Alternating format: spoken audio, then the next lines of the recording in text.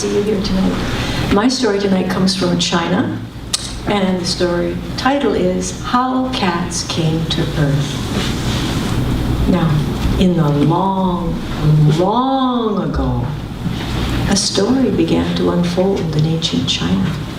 There was an emperor sitting on the imperial throne, and, well, he wasn't exactly a bad person, but at times he did not have very good judgment. For instance, he felt that there were entirely too many old people in China because they used up precious resources like food and clothing.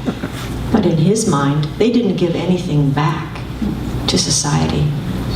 And so he decided to make an imperial decree.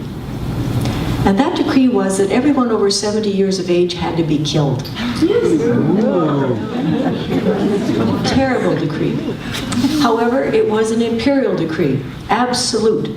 And anyone who dared to disobey the emperor's decree would feel the executioner's axe just falling on the back of his neck. So the terrible decree started to be carried out with great sorrow across China. The army collected the old people from their homes and put them in long caravans, and they were being transported to a very remote location in the Gobi Desert, far to the south, there to await their fate. Now, nobody was exempt from this decree. However, there was one man, the most trusted and loyal official of the emperor himself, his prime minister, Judge Bao, who could not bear to be parted from his loving father, and so he hid him in his own mansion in secret compartments and told nobody.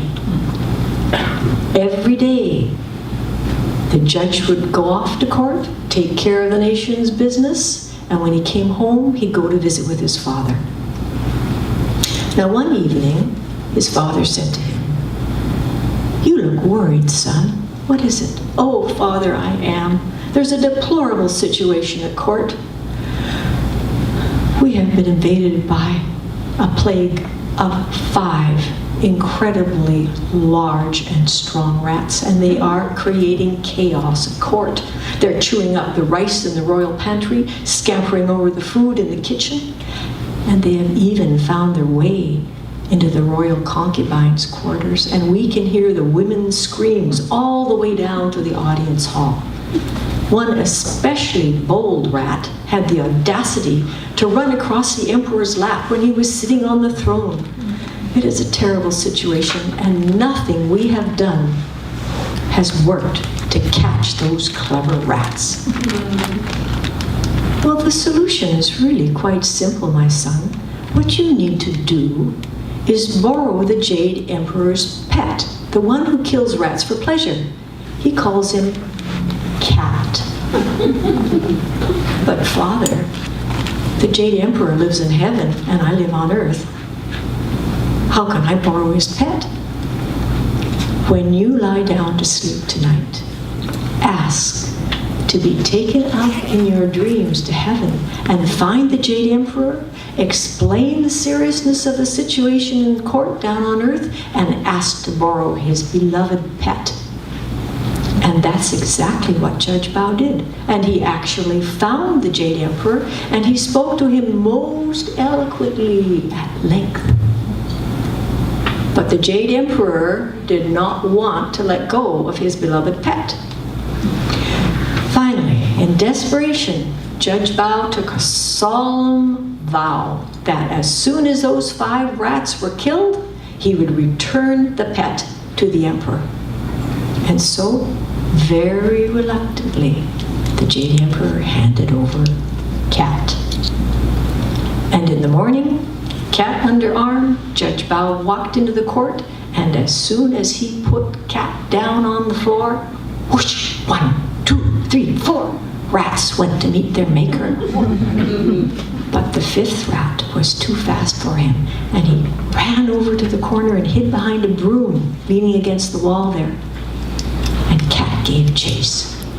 Cat went to the left, and the rat went to the right. Cat went to the right, and the rat went to the left.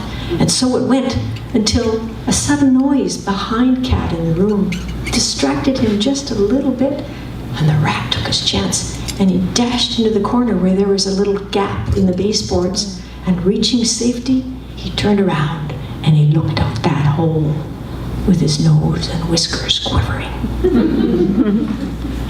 And Judge Bao, seeing this, was greatly pleased, because Cat stationed himself in front of that hole so the rat wouldn't escape. And he went to tell the emperor that 4 rats had been killed, and the 5th one was caught in a hole in the wall and was being guarded by Cat. The emperor was extremely pleased. He said, "Ah, Judge Bao, you are my most trusted and loyal official. When nobody else could solve this chaos in our court, you have." And Judge Bao thought to himself, "I will never get a better opportunity than this, and if I do not speak now, I never will." And so he dropped to his knees in front of the emperor, and he said, "Oh, honorable lord, that plan was not of my making." It was not," said the emperor. "Well, then whose was it?" "Oh lord, it was my father's plan." "Your father?" said the emperor, who was very well aware of the age of Judge Bao's father. Yes, lord.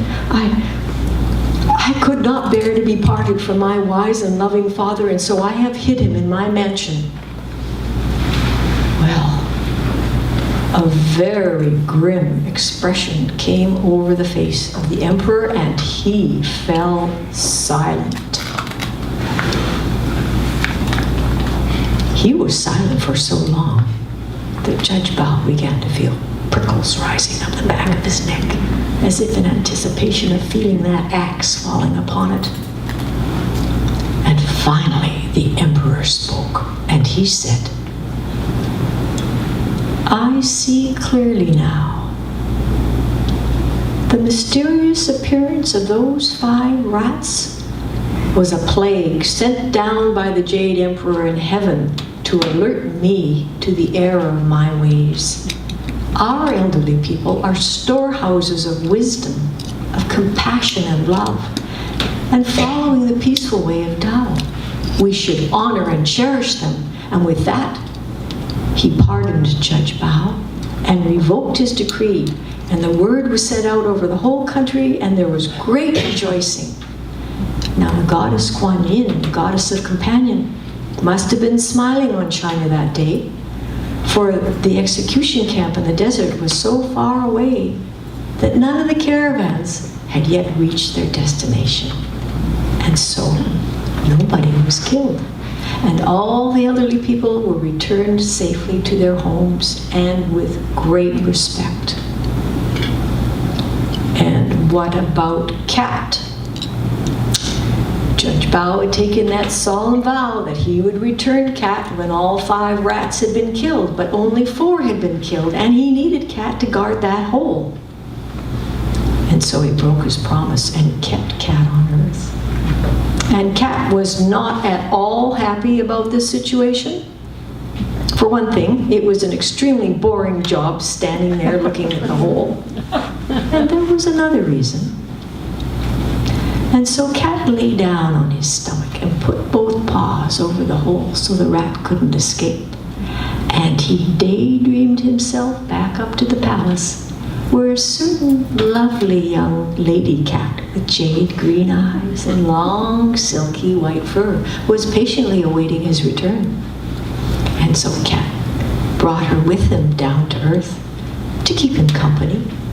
And perhaps you didn't know this, but all the cats on earth today are descended from those 2 ancient cats in China. Now, perhaps sometime you might see a cat chasing a broom, and that cat is remembering his ancestor who was tricked by a rat who hid behind a broom and escaped. And in the West, we think when we hear a cat purring that he is happy. But the Chinese know better. That cat is grumbling to himself and not quite daring to speak aloud, is muttering under his breath,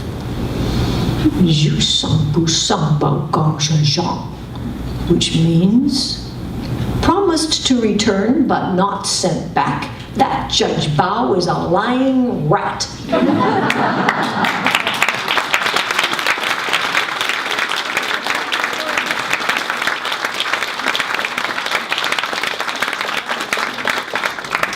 Thank you very much.